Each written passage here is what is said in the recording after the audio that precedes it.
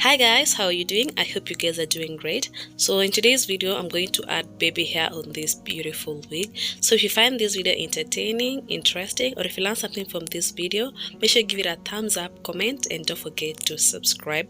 So guys, this wig, actually a client of mine is the one who suggested this style. She actually wanted her wig in this style, but I couldn't create it. So it was just like a trial and error, but this is what I came up with. I first of all started by making this one, and then she didn't want it. She wanted it to be like the ponytail to be like on top of her head. I successfully managed to make this one and she loved it. So I'll definitely share with you a tutorial on how to make this wig, or the one that they skip, the small and big one, this one, on one of the videos using these braids. Next year I'll try and do more tutorials. This year I haven't been doing so many tutorials. I think for like the first 5 months I haven't been doing so many tutorials, but I'll do that next year, tutorial after tutorial after tutorial. So she wanted her wig to have baby hair, and I decided to record myself adding the baby hair. And of course, if you've watched my previous tutorials, you already know how I do it. All you need is just a small crochet like this one, and then human hair. I love using human hair on the frontal or on baby hair because it kind of makes it look more natural compared to like if you just decided to use normal expression braids. And then when you're adding the baby hair, make sure you use a long hair. It will be easier for you. It will make work easier for you compared to if you just use a shorter one. Like I prefer if you use 14 inches or 16 inches.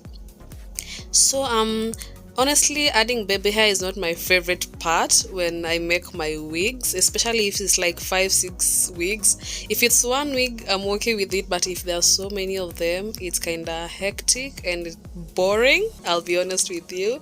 Because also just like doing the frontal alone, like the front part, doing the baby hair, it can take like 30 minutes. Like it's tiresome.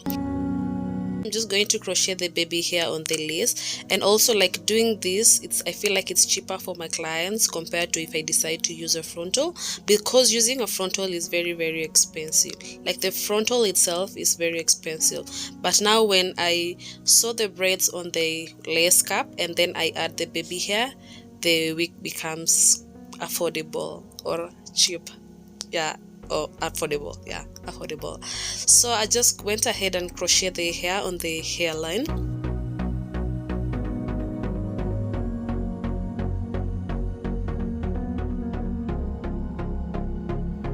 So I also realized most of my clients love their wigs without the baby hair, and also I realized most of my viewers prefer some of my wigs with the baby hair. So also I'll try and do that on my wigs. I'll do most of the things, I'll just do them next year, like adding baby hair on most of my wigs or some of my wigs, because there are wigs that I can't make them using this cap that I used on this video.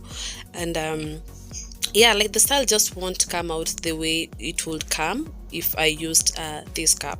So different style, they appear differently, or they come out differently in different caps. That's why you find that some wigs I won't be able to add baby hair, and also I won't advise to add baby hair because I'll have to use a different cap. And yeah, because most of people complain that I don't add baby hair, like I should add baby hair on my wigs. But if my clients love them like that without the baby hair, then that's what I'm going to do. But if you want your wig with baby hair, just contact me, inquire, and I'll let you know if I'll be able to add the baby hair. So guys, I've already added the baby hair, and this is the human hair that is left. As you can see, I didn't use so many of them, but I'm pretty sure it took like 20 minutes to just add the baby hair, or 20 or 30 minutes to do this. It's a lot of work. And yeah, so the next step I'm going to do is just to trim the hair and then cut the lace. And then also another thing, I won't be able to add baby hair on some of the colors, especially if it's maybe 900 is like a red, and blonde. Some colors I won't be able to add baby hair because I might not dye the human hair to resemble the braid that I've used. That's why some I tell my clients, for this one I really won't be able to add the baby hair. Yeah. So guys, what do you think about this style? Do you love it?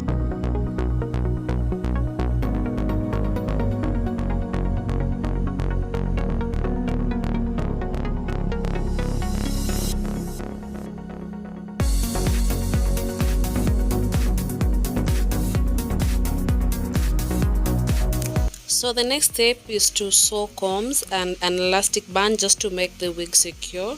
But there are some of my wigs that I don't add combs. I just use the bands and they are secure, because when I sew combs you might not be able to put it on, but it will just be secure with the band.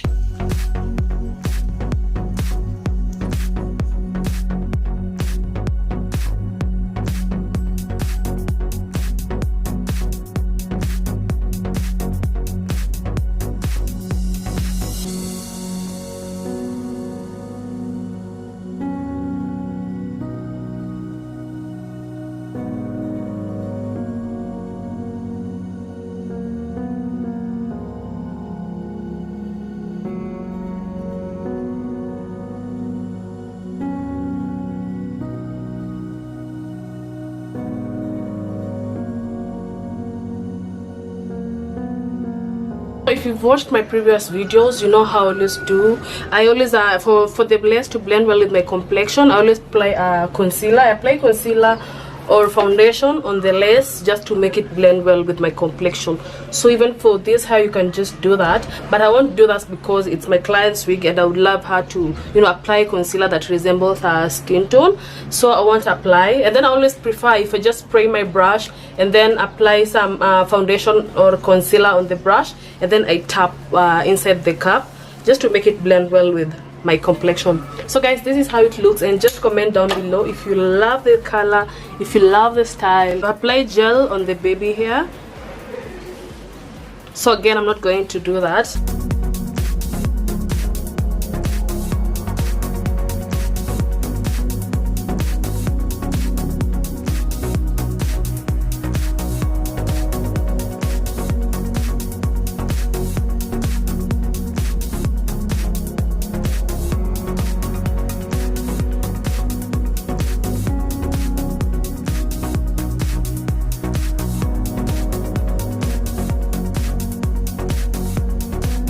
That was it for today, guys. Thank you so much for watching, and see you in my next video. Bye.